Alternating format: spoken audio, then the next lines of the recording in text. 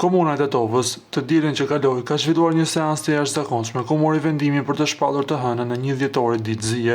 Dita e zisë është shpallur për shkak të vdekjes së këngëtarit Shpat Kasapi, i cili u përcolli ditën e diel në banesën e fundit.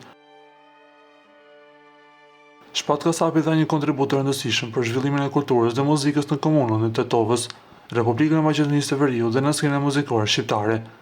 Shpat Kasapi ndroi jetë në moshën 40 vjeçare të mërkurën pas një sulmi në zemër.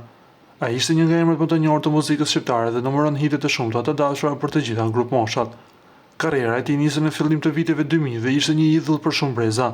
Disa nga hitet e tij janë Valle Kosovare, Kush të ndau prej meje, Dashni pa limit, Aroma e saj dhe shumë të tjera. Shpat Kasapi la pas edhe një djalë. Ne duhet të rikujtojmë se ceremonia martore u mbajt në Pallatin e Kulturës në Tetovë, ku u mblodhen familjar, miq dhe adhurues të muzikës për t'i dhënë lam të mirën e fundit. Të pranishmit ndan kujtime dhe emocione duke reflektuar mbi ndikimin e madh që Shpat Kasapi la në publik për kolegët e tij. Ju lutem klikoni tek butoni subscribe për të marrë të rejat më të fundit nga showbizi shqiptar.